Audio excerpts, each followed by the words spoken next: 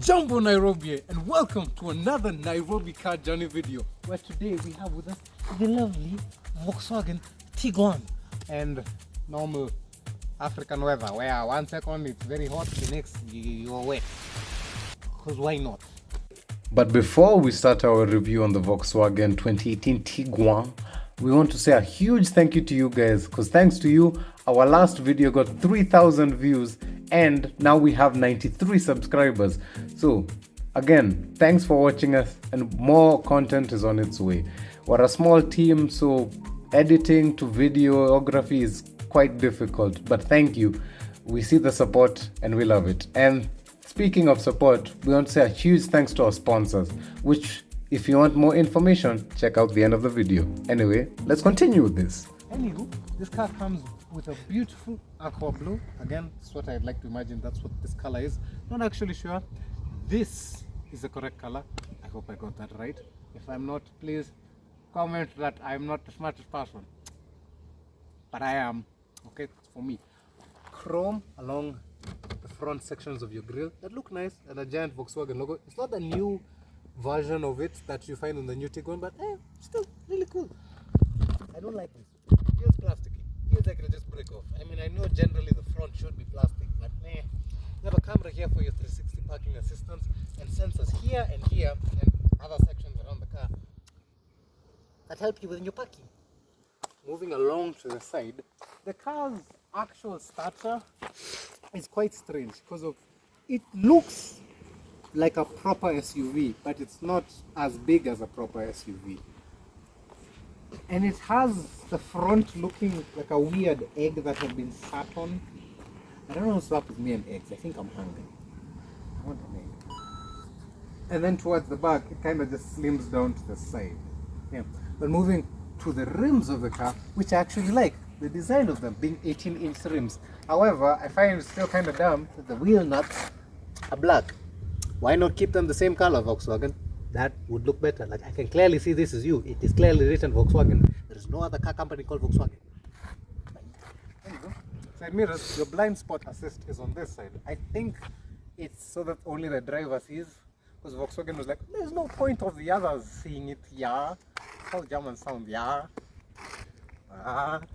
You have a roof rack up here at the top. You can tie down things, but the car suggests you don't, because in the infotainment that Adrian will be showing you later, it's really focused on keeping aerodynamic drag as little as possible to give you the best fuel consumption. Because let me be honest, I've never driven a car that has a better fuel consumption than this, and it's not even a hybrid engine.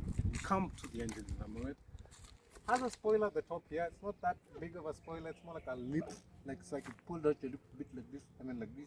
However you're gonna do it. Back isn't that inoffensive, if I'm being honest. Has this cool Volkswagen F designs that are also on the Golf, the Touareg, and pretty much every other version of it. Bit of chrome down here, and two real exhausts. That is unfortunately something I have to show off, because in many cars today, those are fake. Speaking of exhaust, let's move on to the engine. So, moving along to the engine of the car, a couple of things I want to mention. This car can come with two types of drivetrains, front-wheel drive or all-wheel drive, which is known as Volkswagen's 4Motion. This one is just a front-wheel drive, and in the drive, you will see it's quite impressive, especially for a 1.4 turbocharged 4-cylinder engine. It's very powerful. It's not that powerful, but feels powerful when you're driving. It has 150 horsepower and 250 newton meters of torque, and it pulls a whole 2.5 kgs of body and fat approximately, but still does the job relatively well. Also, a couple of other versions like diesels and petrols. Pause your video right now if you want to see the table that has those stats.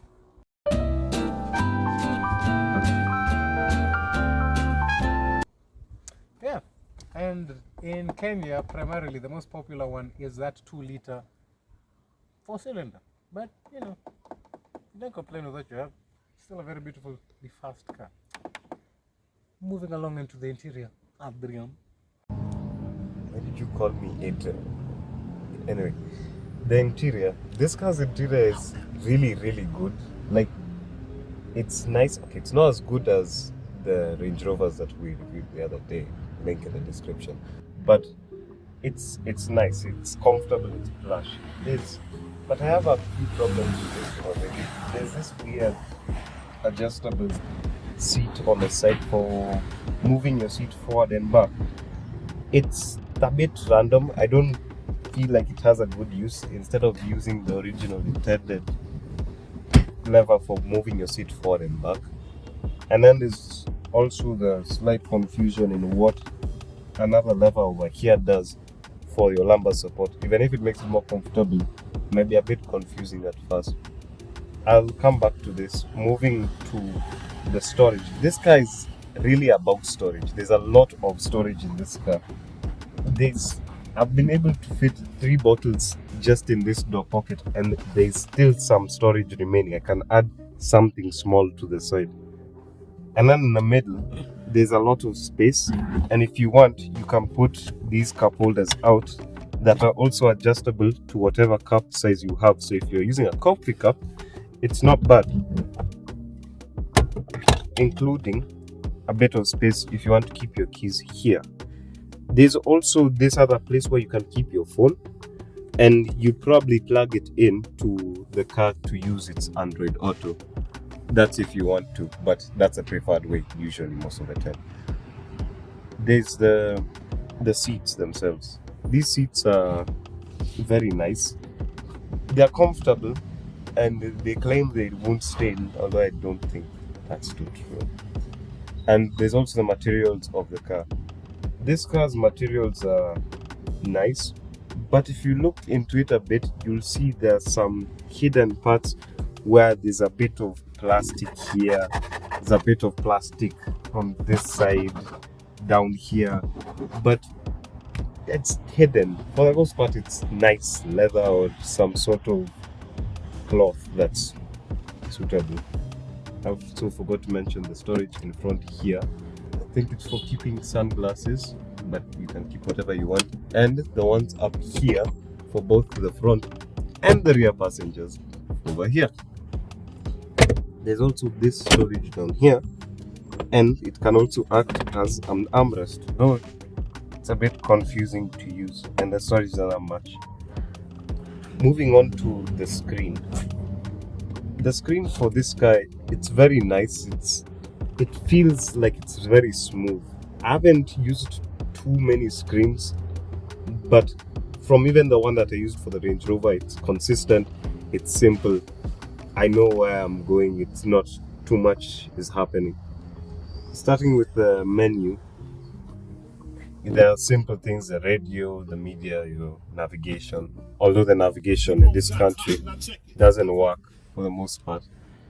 There's a vehicle information that's over here that tells you about how long your car has been before it resets, since it's been refueled, and there's also this gesture that you can use to swipe easily when you're driving the car. Then there's the Think Blue Trainer, where it's this system trying to keep you conserving your fuel as much as possible. This car is oriented to preserve as much fuel as possible while you're driving it, and it has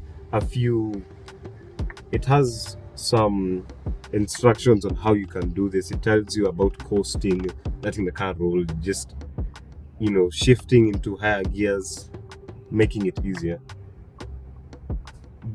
And then there's also the Android Auto. You plug in your phone. There's no wireless Android Auto. You have to have a cable to connect.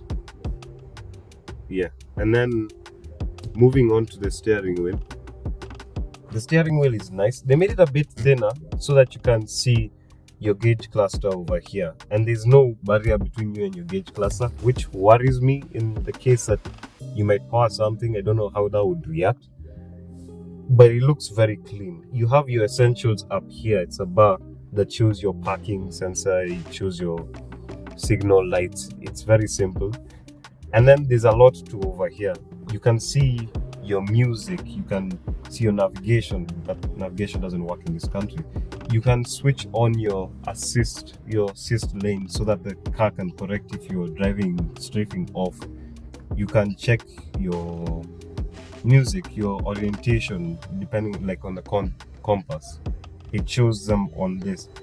But a strange thing that I noticed, it's not customizable. I feel like it would be a bit better if you could decide I want to put, like, say, my music in the middle at the same time I'm looking at my map or something along those lines. They could have done that. They didn't, though. I see that as a missed opportunity. Anyway, now for the rear. So for the rear, there's also a lot of storage back here. The door pockets are very big. These big bottles still can fit with more storage still here. Amazing. There's this tray which is very nice to have, where you could work with your laptop, and there's also a cup holder on the side. You can use this for your kids if you want. Don't know though how messy it will get. There's this little bump if you break, if any plate is here or some sort of food, it won't fly at you. Then there's the AC. Now this car has a tri-climate AC, which is very nice. It's helping to separate everyone. The front too can feel comfortable with the back having their own AC, and they also have heated seats. I forgot to mention that both of these, all four seats are heated. But the issue with this AC back here is that you can't really control the fan speed. All you can do is increase or decrease the temperature of the fan. It's a bit strange. You have your book lights, your reading lights up here. There's this cup holder and armrest, which can get a bit uncomfortable if you're trying to rest your arm because of this plastic. But it's still nice, it's very well cushioned. And the middle seat is actually comfortable. Like compared to most cars where you're sitting in the middle like this, your back doesn't feel like it's being pushed outwards too much. But you'd still do a bit of squeezing. The chairs are also adjustable. You can move them forward and back. And you can recline them more if you'd like to. Or pull them up in case you're carrying more stuff in the back, but you still want your passengers to be comfortable. And then there's also this over here, where you can move this down if you're carrying something that's very long, so they can pass through here and you can still have your passengers on the side that are comfortable. Now for the boot. So the boot for this guy, it's very nice, it's very big, and it's very heavy. This is 700 liters, it's very large, you can keep a lot, it's easy for traveling, shopping, never worry about the size of the boot really. There's also these, so you can recline your seats completely, preferably.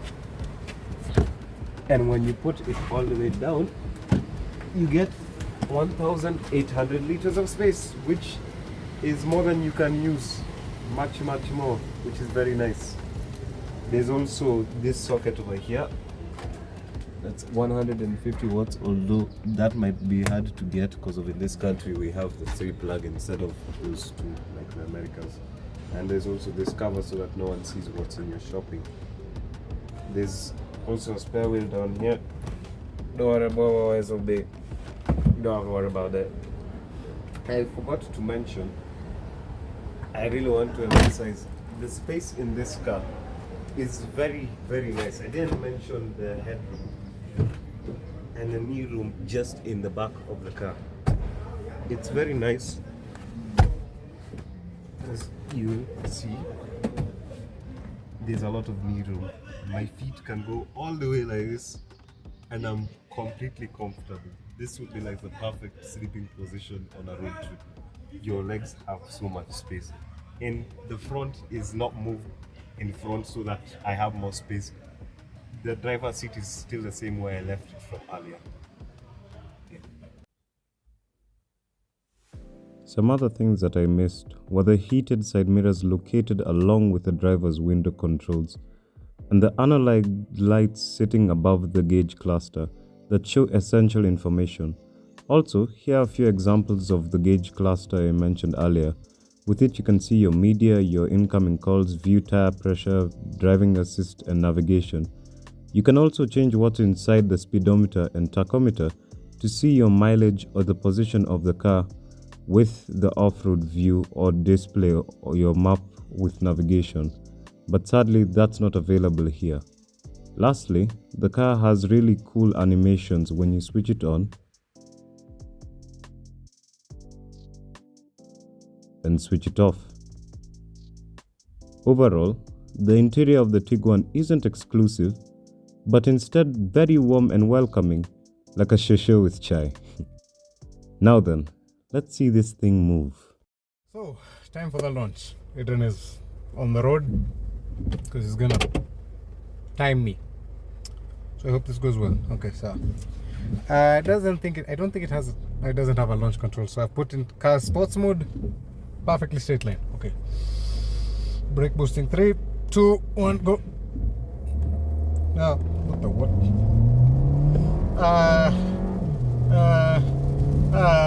60, 80. It revs a lot, but it actually doesn't go that fast. 100. Wonder what time I had. This is the time I had. Pretty okay for this type of car. Oh man, why is it always raining?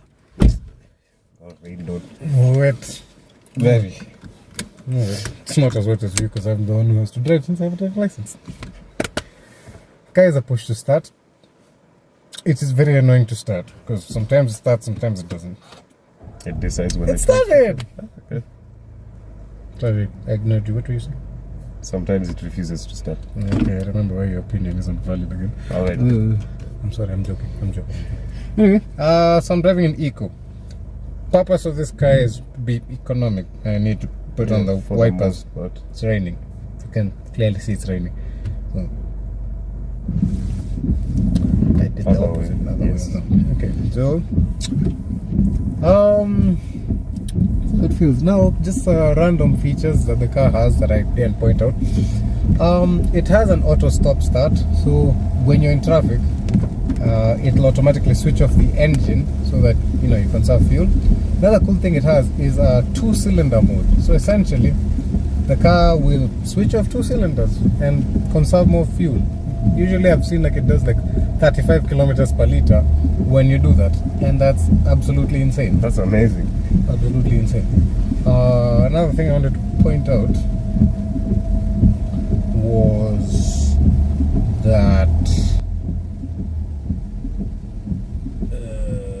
oh yeah, the car has adaptive cruise control, which allows you, sorry, my brain shut down, which allows you to control the distance from the vehicle ahead of you without your foot on the pedal at all. So essentially, it uses these bar lines that you control the distance from the car ahead of you in seconds. So 1 bar means 1 second from the car ahead of you. You'd probably use that in very congested traffic. 5 bars, a highway, very far away from the car in case you need to have an emergency stop. And the good thing about it is that the car will stop itself. And you don't really have to do too much. The car is quite intelligent. I'll give it that. We've seen some problems with that before. Whenever you're trying to reverse into something and you can clearly see there's something behind you, the car stops and it's like it's cold red all of a sudden and you can't move. Yeah, it'll panic like a little baby sometimes. We didn't really get any clips of that, but the car can just say, I'm not moving. And you have clearly seen you're far away from something. You've hopped out of the car, you've seen you're far away from it, and the car is like, no, I'm not moving. Why? It's a pretty princess of a vehicle. She wants to be treated like a pretty princess of a vehicle. In terms of the ride, I did forget to mention that the car has a ride height of 195 millimeters, so relatively high. It's enough for this country, almost 20 centimeters.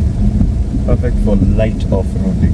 Not that much off-roading, but like if you're going to a marathon road, you wouldn't have problems like a sedan, like a Mercedes. If you had the 4Motion, which is the all-wheel drive system of the vehicle, it actually has an off-roading mode. And even here in the clusters, as you showed everyone, somewhere in there you can change it to show off-roading stats, like the turning degrees of your wheels, and a compass, because you know, a compass. So yeah, it's light off-roading. Don't think you can take it into the middle of the Sahara Desert and it'll be fine. Specifically the front-wheel drive one. All-wheel drive is a different case. And the car is really smooth, if you ask me. Yeah, it's so silent in here. At the same time, you can't feel the road. You're just gliding on the road. Yeah, it does really well while it's in eco, if you ask me. It does really well. Okay, eco and comfort. Okay, comfort is just normal mode. So it has like 4 modes, which is eco, comfort, sport, and individual, which is custom. You know, you pick whatever you like. Sports mode stiffens the suspension, making the ride a bit harsher, but right now quite soft. I don't know how to pronounce the suspension's name. McPherson. You know, McPherson. No, this Mzungu came with a white man. So for me, okay, although I primarily speak English, which is ironic. Put that aside, never mind. But and it has a double wishbone suspension simultaneously. They are put together to make this really nice floating feeling. It's not as comfortable as that Range that we were in the other day, because that's a Range Rover, and you feel like you're driving a giant boat. But this is better than that W212 suspension. In the first video, link is right somewhere. That here. side, probably. Probably that side. Probably that side. If I'm right, say Raphael's right. I'm always right. I don't know what you're talking about. Anyway, throttle response on the car. In eco, it's fine, but not enough. You saw we had like what, 15 seconds 0 to 100. Yeah, not that good. Don't get me wrong. The acceleration for this car is good, especially for overtaking casually. But and once the turbo kicks in. Yeah, but when you're trying to go fast, the car doesn't go fast. It's just kind of just there. Yeah, it's not bad, but it's not amazing. It's just kind of mid. Now, if we were to change it into sports mode, and I actually hate changing it because you have to click the mode button, and then you have to click here on the screen to change the mode. I don't know why they don't just like add a button or like a dial wheel that lets you do that, but I don't know. They want you to look at the thing, so you're like, oh, the crash! And then, you know, you explode into that trailer that was just in front of us. But anyway, future Raphael here. Again, you actually don't have to just change the drive modes with this button and the screen. If you want to be smarter, they actually thought about it. You see here, you can change it from drive to sports. So although you can't control the eco, when you pull this down, it sends the guy into sports mode. Sports mode holds the revs out for much longer. And I can't go faster than that because that would be illegal. Yeah. It holds the revs so much longer. Car isn't that fast though. It's not excitingly fast. It's fast enough. It's good enough to keep you entertained. I did want to mention though, that rear view mirror, it's not bad, but I don't know if it's because of the interior is so dark. It looks like there's no light hitting it, so I feel like I can't. I'm not almost seeing it. Okay, these matatus. Guy. My friend. The road is right here. You should have moved off just a bit, but there you is a truck decided. coming. I can't floor it. I feel like the car just went off right now. To conserve fuel. Yeah. We wouldn't be home if you didn't have matatus stopping wherever they felt like. So you know why in Kenya? No, I guess copyright Yeah, strike. no copyright, please. So left my boot. Sorry, there's like an air freshener thing here that kind of fell. Oh, it tells me I'm coasting. I almost started singing a Khaled song. You know the song if you know the song. If you don't know the song, you don't know the song. Okay, on the road is kind of bumpy. It's still fine, but you can really feel the bumps. If that makes sense. Yeah. Or it feels like it wants to crash into them. If that makes sense. Does this make sense? That doesn't make sense. It makes sense. Okay, when you hit a bump, it feels like it's falling into a hole and getting back up. Like that bump. No, actually, no, as well. I think I'm just complaining because I want to complain. Yeah. You know, when I was born, I was never loved from a wee lad. And I had to drink the scraps with my dog food. I don't know what I'm saying at this point. No, honestly, it's a really good car. Really good car. It is. It's a really good car. So there you have it, folks. The 2018 Volkswagen Tiguan, a German machine that's surprisingly at home on Kenyan roads. It may not be perfect for everyone, but if you're looking for a reliable and well-rounded SUV that won't break the bank, the Tiguan is definitely worth considering. It might not be the flashiest slide on the block, but it offers a solid mix of style, practicality, and that German engineering we all appreciate. Hey everyone, before we wrap up today, we wanted to give a huge shout out to today's sponsor, Events by Cathy. If you're looking for an event planner who can create an experience that's both sophisticated and stunning, look no further. Events by Cathy specializes in weddings, birthday parties, corporate functions, and just about any occasion you can imagine. Their attention to detail is incredible, and they have a knack for transforming ordinary spaces into something truly magical. If you're curious to see their work or want to get in touch with them, we included their website and contact information in the description below. Go check them out, you won't be disappointed. Thanks again to Events by Cathy for their support of this channel, and thank you for watching. Don't forget to like, subscribe, and hit the notification bell for more. Until next time, take care.